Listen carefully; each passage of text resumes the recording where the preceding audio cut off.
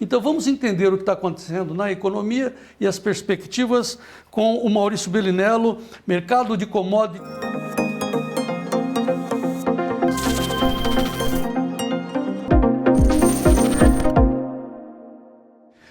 Muito bem, professor Maurício, muito boa tarde, seja bem-vindo ao Tempo e Dinheiro. Fala, João, boa tarde a todos do Tempo e Dinheiro, sempre um prazer participar, João. Pois é, um dia complicado, embora na sexta-feira você tinha dito, olha, a Evergrande vai cair, vai quebrar, vai explodir, mas a China não vai salvar essa empresa. Isso tem um grande significado, mas aqui no Ocidente está todo mundo temeroso dos contágios, o Maurício. João, eu mantenho o que eu disse, eu não acho que tem nada de muito especial acontecendo nesse momento, por incrível que pareça. O mercado descobriu que a Evergrande não tem dinheiro, depois de alavancar até a tampa, tudo que podia, e aí vem a surpresa, que de surpresa não tem nada, né? Detalhe importante, um número sobre a Evergrande, né? Ela não é um banco, a Evergrande ela é uma imobiliária, uma incorporadora de imóveis, a segunda maior da China. A dívida total dela chega perto de 300 bilhões de dólares, o que se estima, sendo que 100 bilhões são com fornecedores, 30 bilhões são com bancos, né? Então, e aí as outras são com os próprios mutuários, né? Que eles dizem lá. Eles têm hoje, João, para você ter uma ideia dos números da Evergrande, eles têm cerca de 1.300 projetos em andamento na China, não são 1.300 prédios, são 1.300 projetos. Alguns projetos têm mais de 30, 40 torres, né? Em 280 cidades, 200 mil funcionários diretos, quase 4 milhões de funcionários indiretos, ou seja, ela é um monstro mesmo na China, assim como tudo na China que é grande de verdade, né? Só que nesse momento, na desalavancagem que está acontecendo agora, eles já estão, na verdade, iniciando o pagamento das dívidas com imóveis, porque eles são muito grandes mesmo, mas eles não vão ter muita salvação, até porque no final das contas, aquilo que eu falei na semana passada, você quis emprestar dinheiro para uma empresa que estava ultra alavancada, azar o seu, né? Em última instância, você é que é responsável pelo seu dinheiro, assim como gente que entra em pirâmide não pode reclamar quando a pirâmide quebra, né? Então, a parte importante da Evergrande é que os chineses, é bom lembrar, a empresa pode falir, os ativos da empresa, que são os imóveis e tudo mais, serão eventualmente transferidos a outras empresas num ritmo chinês, inclusive, de novo. Essa é a forma como eu enxergo esse mercado, João. Explique para a nossa audiência o que é uma empresa alavancada, que processo é esse de alavancagem, como é que a gente traduz isso? Tá, vamos lá. A empresa, diferente do que as pessoas acreditam, né? Todas as grandes empresas do mundo, não todas, mas a gigantesca maioria delas, elas literalmente, quando elas precisam fazer algum projeto, alguma expansão, alguma forma de que precise de dinheiro, elas não usam dinheiro próprio. É muito raro, elas fazem dívida, né? Elas contraem dívida no mercado. Então, portanto, você vai literalmente aumentando. Beleza, vou dar só um exemplo. Você tem uma casa que vale 100 mil reais, você tem uma dívida de 80 mil. Se a casa passar a valer por algum motivo 200 mil reais, você pode ir ao banco e pedir um empréstimo ou refinanciamento da casa e ganhar o dinheiro da diferença. Isso está aumentando a sua dívida, mas o patrimônio está subindo. No caso da Evergrande, assim como tantas outras empresas, em 2008 foi igual, lá no Lehman Brothers, nos Estados Unidos, a empresa começa a crescer e ela vai contraindo dívida. Só que o que garante a dívida é o patrimônio da empresa. Só que a hora que o mercado começa a derrubar a empresa, as ações da empresa, o patrimônio garantidor passa a ser menor do que a dívida. E, portanto, você não tem mais garantias e aí você está em uma que a gente chama uma falência técnica. Ela só não foi decretada ainda, mas você já faliu e ninguém ficou sabendo. Mentira, muita gente ficou sabendo, João. Então, a alavancagem nada mais é do que você pegar muito dinheiro no mercado, né, que vale muito mais do que seu patrimônio, mas, eventualmente, se seu patrimônio começar a cair, essa dívida de fato se torna impagável. Tá. E em compensação, a gente está vendo o Ibovespa caindo hoje forte, 3%, o dólar subindo, estão atribuindo a esse contágio dessa empresa chinesa. Você concorda com isso ou não? Não concordo, João. Bom lembrar, falei isso aqui nos últimos meses, na verdade, né? O que está acontecendo na China agora, eu vou até mostrar um dado aqui que vocês basicamente não devem ter visto, mas eu faço questão de colaborar aqui com o João, trazer coisas exclusivas. João, isso aqui é o Bloomberg, tá? Deixa eu colocar aqui. Sabe o tal dos CDS? CDS, para quem não sabe, são o que a gente chama de títulos garantidores, é o seguro contra a quebra, né? Contra default, que a gente chama. Default é exatamente isso, é a quebra de uma empresa, tá? Aqui, por exemplo, está o CDS do Bank of China, né? Um dos maiores bancos da China. Você vê que subiu um pouco, mas, por exemplo, está no mesmo patamar que estava dia 2 de agosto, né? E quando você vai para trás, por exemplo, nós estamos longe de onde estivemos, por exemplo, né? Você pega o CDS do maior banco do mundo, que é o Banco do Comércio e Indústria Chinês, é o maior banco do mundo, tá? Nem se mexeu, tá aqui, morto aqui, ó. Né? Você vê que está no finzinho aqui. Você pega o CDS, por exemplo, da China. Desculpa, pessoal, isso aqui da China não, da Vale. Esse é o CDS da Vale. A Vale é uma empresa muito grande, por exemplo, ligada à minério de ferro. O seguro dela contra a quebra também não andou praticamente. O do Brasil, esse é o CDS do Brasil, João. Andou um pouco aqui, mas, que eu falei, em abril, por exemplo, agora estava bem mais alta, né? Então, João, na verdade, não tem nada acontecendo. E eu vou mostrar, por último, algo que eu mostrei no meu boteco algumas vezes, que é isso aqui, João. Isso aqui chama de Credit Impulse. Tá? É um impulso de crédito. O que significa isso? É o volume de dinheiro circulante na economia chinesa, tá? Na forma de crédito. É bom lembrar que dinheiro não existe, o que existe é crédito, né? Ou seja, o que existe é o dinheiro que está no banco, que é emprestado para as pessoas comprarem bens duráveis, casa, geladeira, carro, e para as indústrias se financiarem. Veja que o movimento de retração da economia chinesa começa mais ou menos aqui, 31 de outubro do ano passado, faz um ano que a China bota o pé no freio no sentido de dinheiro circulante. E nesse momento, João, nós estamos no menor volume de dinheiro circulante na China desde dezembro de 2019, antes da crise do Covid. O que eu estou querendo mostrar com isso?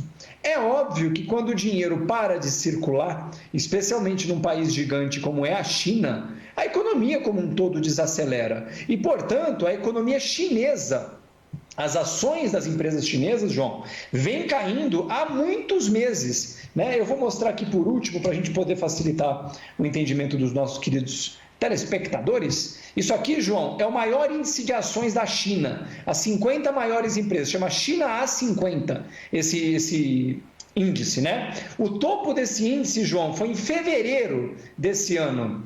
Daquela data até hoje, na verdade até sexta-feira, porque hoje é feriado na China e amanhã também, tá? O mercado lá já caiu 30% esse ano, desde fevereiro. Mas se você ler a notícia, aconteceu ontem. Então tá, então a gente entende o seguinte, que no tocante à empresa Evergrande, ela vai quebrar. Isso é um problema dela, dos seus acionistas. Ela já quebrou, isso é problema dos seus acionistas. Agora, se ela vai contagiar o restante da economia mundial, você não acredita nisso. E o que a gente está vendo hoje aqui, nada mais é do que uma especulação em cima dessa notícia. Então, bom lembrar, o risco do contágio, que a gente chama, João, pode acontecer.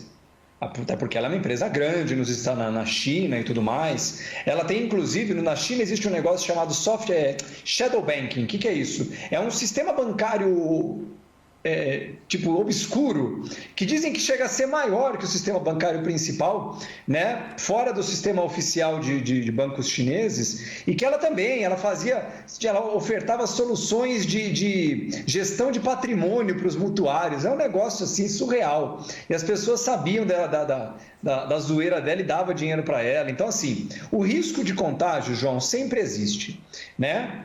Isso não é na Evergrande. Se qualquer banco no Brasil tiver um problema, se o Banco Central não agir de forma adequada, podemos ter uma quebra generalizada, né? A principal diferença da China, e ela aprendeu isso com os Estados Unidos de 2008, porque a crise de 2008, né, da quebra do Lehman Brothers, do subprime que falavam lá em 2008, João, na minha opinião, aquilo foi uma barbeiragem sem tamanho do Banco Central americano, que deixou o Lehman Brothers quebrar, né? Houve uma barbeiragem do Paulson na época lá. Por que eu estou falando isso? Se o Banco Central chinês, ou americano no caso na época, mas do chinês, percebe que há o risco de contágio, o que ele faz? Ele compra todos os ativos e passivos da empresa, compra. E é bom lembrar, a Evergrande é uma empresa chinesa que emite dívida, essa alavancagem que a gente chama, João, é uma dívida emitida em yuan, em moeda chinesa.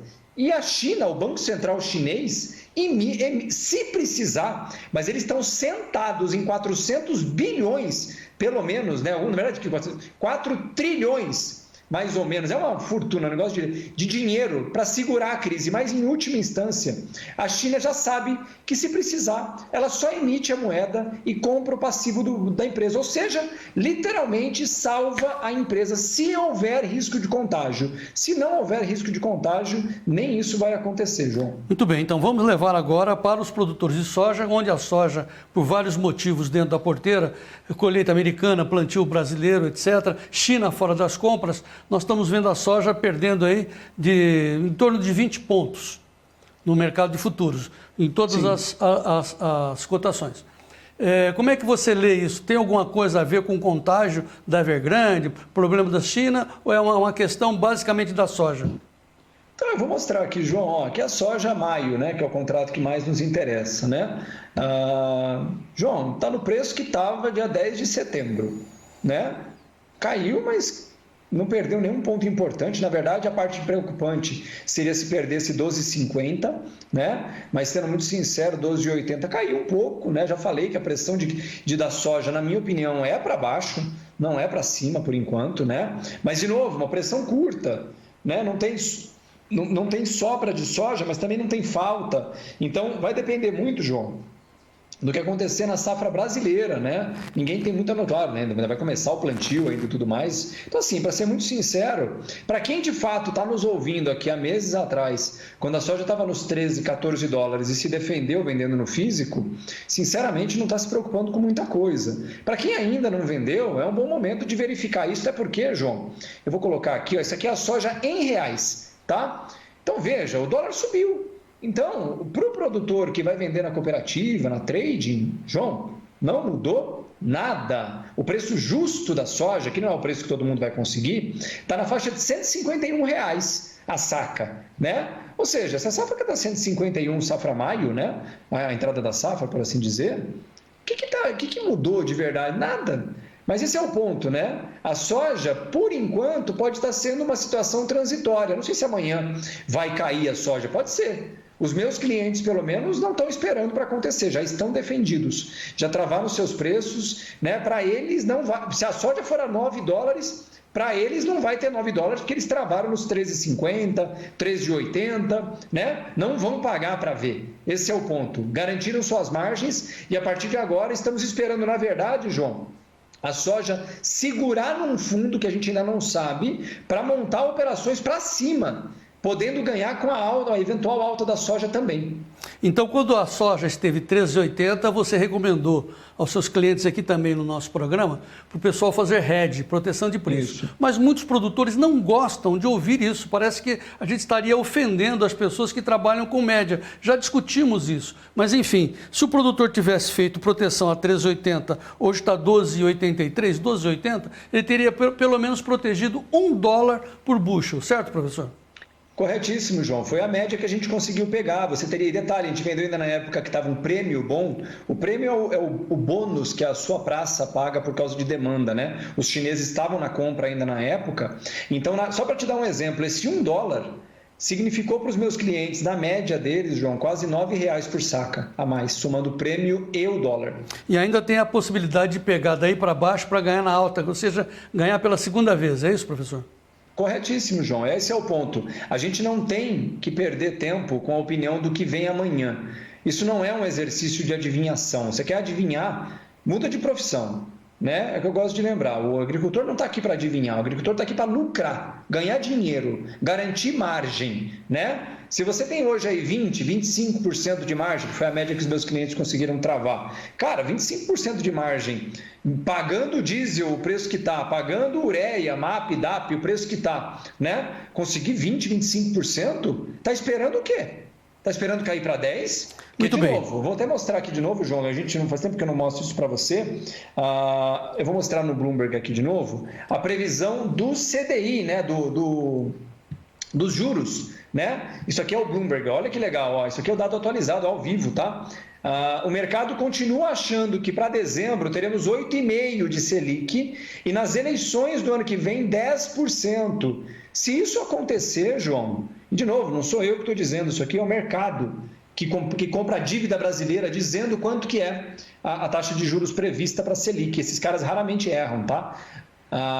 O dólar deverá, pelo menos a pressão é de queda. Na sexta-feira mesmo entrou 500 milhões de dólares no Brasil, vindo do que a gente chama do fixing, né? Gente querendo operar a favor do prêmio de risco Brasil, ou seja, comprar juro brasileiro, né?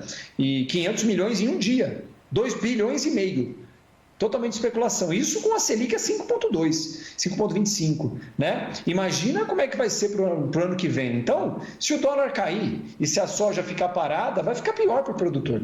Não tem como. Se o dólar for para R$5 que seja, né? Tira aí 6% de uma saca. Se hoje a saca está R$150, João, né? São R$9 a menos, é quase 10 conto a menos por saca. Aposto que quem está me assistindo agora, R$10 machuca. Eu aposto. Pois é, e na quarta-feira podemos ter a Selic a 6,5, atraindo mais dólares para o Brasil. O fato é que o Maurício não dá o palpite para onde vai, se vai para cima ou vai para baixo. É uma característica dele, porque é um homem de mercado, ele fica olhando os preços.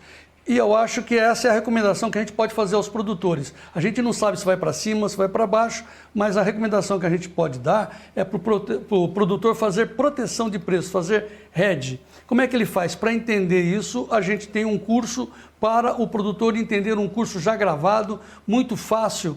É simplesmente ouvir 10 aulas já gravadas, com perguntas e respostas ao final, e depois 3 aulas ao vivo, umas lives que o Maurício vai fazer aos sábados, para que você que tenha dúvida, tirar suas dúvidas. O que é hedge, como é que faz isso, como é que faz para fazer acompanhamento numa corretora norte-americana, todos os caminhos das pedras estão nesse curso aí, através de 10 aulas já gravadas. É claro, a gente sempre faz essa referência, né, Maurício? Que não é com esse curso de 10 aulas que você vai se transformar no operador de mercado. Aí você tem que fazer um curso profissional. Mas para entender, pelo menos para entender, a proteger o preço da sua safra, esse curso é suficiente. Então ligue nesse telefone 019 995 10 5580 e nós vamos fechar o curso nesta semana, né, professor? Exato, João, é o que eu falo, né? A gente está conversando aqui, eu não tenho problema de tomar xingo das pessoas no sentido de pessoa não gostar de mim, né? Eu não estou aqui num concurso de Miss Simpatia, graças a Deus, a gente está aqui para ajudar o agricultor. Eu não ganho nada, o João não ganha nada de estar fazendo isso aqui hoje, há meses falando, né? Detalhe que tudo que a gente falou ao longo desses meses aconteceu, uma por uma. Tudo aconteceu. Primeiro mês de deflação vai ser esse mês agora do IGPM. Minério de ferro despencou, ia despencar a Vale. Soja ia despencar, caiu de novo. E, de novo, está tudo acontecendo. Será que isso é coincidência? O dólar caindo. Quando estava no 5,80, eu falei que o dólar ia a R$5 aqui ao vivo. Aconteceu.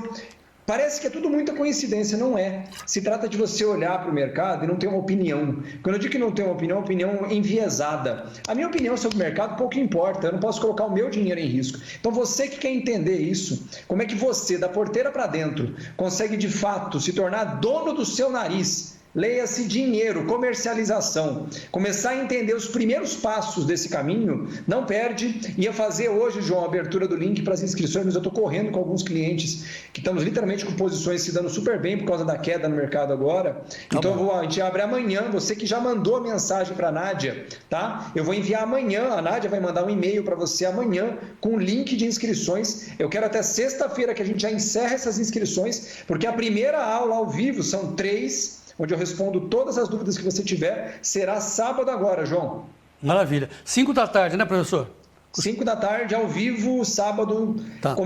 Tem hora para começar, mas não tem hora para terminar, João. Pode mandar perguntas. Olha, aqui tem uma pergunta muito interessante, ela é exemplar do que nós estamos falando. Um cafeicultor, o Clésio Faria, pergunta para o Maurício João Batista sobre o mercado de café. O que deve acontecer daqui para frente com tantas coisas acontecendo? Ele é cafeicultor do sul de Minas, Clésio Faria. Olha que pergunta interessante. Maurício, tenho certeza que você não sabe. Eu não sei. O que vai acontecer com o café, eu não faço ideia. Eu só sei que amanhã cedo eu vou tomar o meu. Entendeu? Mas, tirando isso, Clésio, é uma brincadeira só. Sim, claro. O café, na minha opinião, é um dos poucas commodities agrícolas que tem uma situação meio definida, ou quase isso, ou mais perto disso.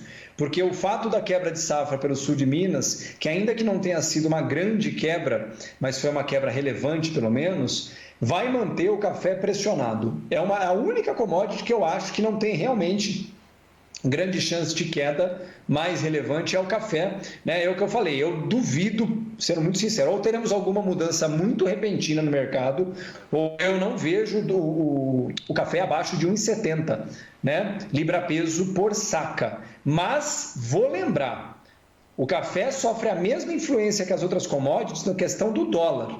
Ou seja, por mais que o café permaneça pressionado, se o dólar, por qualquer motivo, e eu acho que a tendência é essa, se você me perguntar, a tendência é essa, o dólar permanecer caindo para o ano que vem, pelo menos para a faixa de R$ 5,00, R$ 4,80, a saca não vai permanecer nos preços de hoje, supondo que o café também não dispare, né? Ou seja, ainda há que se ver direitinho as questões de seca, né, para o ano que vem, mas aquele cafezal que já foi atingido pela geada, isso é irreversível nesse sentido, né?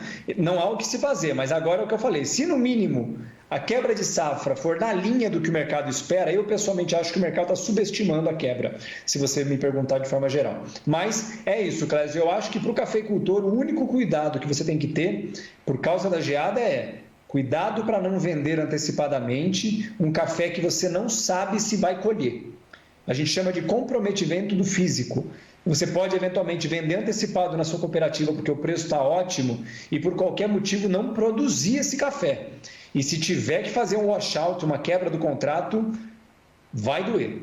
Por isso que é interessante, essa sempre é a nossa recomendação, né? Faça seguro de preço, porque pelo menos você vai ter o dinheiro assegurado através do papel, da bolsa, através dos contratos. Corretíssimo, João. Não sei se vai para cima, se vai para baixo. Quando está no melhor preço, deu boa margem para você, trava. Não trave todo, trave uma parte que compensa aquela parte que você pensa e vai necessitar vender. Trabalhe travado, trabalhe com seguro de preço, porque nem eu, nem o Maurício, ninguém sabe para onde vai o preço do café. Vai que essa Evergrande realmente afete, contagie toda a economia mundial. Então trave o seu preço, aprenda a travar e trave quando os preços estão lá embaixo, para você pagar uma margenzinha bem baratinha. Esse é o segredo e não tem outra conversa. Agora, claro, tem as questões de contágio. O Maurício Lemos, de Ribeirão Preto, pergunta, o Maurício, e os preços do carvão, gás natural e urânio estão disparando. Pode significar mudanças nas commodities agrícolas também, Maurício? Não, carvão e gás dispararam, João, pelo mesmo motivador. A pressão de calor demais no hemisfério norte. É bom lembrar que, diferente do Brasil, na Ásia principalmente e na Europa, muita da matriz energética é termoelétrica. Então, e o urânio pelo mesmo motivo, porque também é para geração de energia, né? Então, como houve uma onda de calor muito forte no hemisfério norte, 40 graus em Moscou, uns negócios assim, que fazia 100 anos que não acontecia, o consumo subiu demais, muito rápido, de forma não planejada, e o preço dispara. Mas é bom lembrar, o carvão já caiu, o gás natural encontrou um topo, pelo jeito, o urânio foi muito pontual a diferença hoje mesmo. Eu tenho uma mineradora de urânio que eu pessoalmente gosto, chama Cameco, que é a maior mineradora de urânio fora da Rússia, né? Caiu só hoje 6%, está caindo há vários dias, na verdade, já. Ou seja, o mercado como um todo encontrou um topo. Lembrando, isso não tem nenhuma relação com os commodities agrícolas, porque uma é alimentação humana e outra é geração de energia, tá? Mas esse é um ponto muito importante que você comentou um negócio importante agora, João. O fato de eu achar que não haverá contágio não quer dizer que eu exponho o meu dinheiro à minha opinião. Porque eu não sei se vai haver contágio. Então, o meu dinheiro está protegido. Eu estou com posições defensivas na minha carteira de dinheiro, não de commodities mais. Porque se houver um contágio, eu não tenho como garantir que não haverá. Eu não corro risco, o meu dinheiro não corre. É igual o agricultor que perguntou, o Clésio falou. Eu tenho um cliente cafeicultor, né? A gente não vendeu no físico, mas quando a semana retrasada ou passada o café voltou para $2 a libra-peso, João, a gente fez uma estratégia de piso. Então eu estabeleci uma proteção de preços com café a $2. Entendeu? Não vendemos nada, no físico nada, mas para baixo está defendido a partir de 1,90. Portanto, a partir de 1,90, aconteça o que acontecer, não perdemos. E se quebrar a safra do meu cliente, a gente não entregou nada, a gente não vendeu nada no físico. Então, mesmo que haja uma quebra de safra, ele não corre risco de não entregar. Entendeu? O café dele é 1,90. Por exemplo, hoje está 1,82, mesmo que vá a 1,70, não importa. Defendidos. O café dele está 1,90. Isso, 1,90, isso exatamente. Agora pode voltar para $1 se quiser, que para a gente está 1,90. Tá. Davi, põe novamente, por favor, a tela do curso, porque para você entender exatamente do que o Maurício está falando, é esse curso que dá para você uma base para você entender, mesmo que você não queira participar do mercado, pelo menos você toma ciência, toma conhecimento, toma informação, né, Maurício? Exatamente. A revolução só acontece por conhecimento, tá? A revolução de verdade na tua vida pessoal de cada um, seja como agricultor, seja alguém que nos assiste porque quer aprender melhor com dinheiro, só vem por conhecimento. Ninguém vai bater na sua porta para oferecer dinheiro, ninguém. Ou você faz o seu caminho, trilha, constrói sua estradinha de tijolos amarelos, ou esquece, porque no final das contas, como diria um amigo, né, João? A estrada dos tijolos amarelos é o mágico de Oz. As pessoas esquecem que no final da estrada de tijolos amarelos tinha uma fraude, que era o mágico de Oz, que não era mágico. Né? Ou seja, é isso. Não espere por ela, faça você. Muito bem. Né? E a maioria de vocês já sabem disso, que ninguém bate na porta para oferecer dinheiro. Muito bem. O telefone está à sua disposição, é o telefone do WhatsApp, você manda uma mensagem, 019 995 10 5580, dizendo que quer participar do curso do professor Maurício e a sua vaga fica garantida. A Nádia vai retornar ao seu contato. Professor Maurício, muito obrigado, até amanhã, vamos em frente. Muito obrigado, João. Obrigado a todos. Espero que tenham gostado. A gente se fala amanhã, tá bom? Um grande abraço.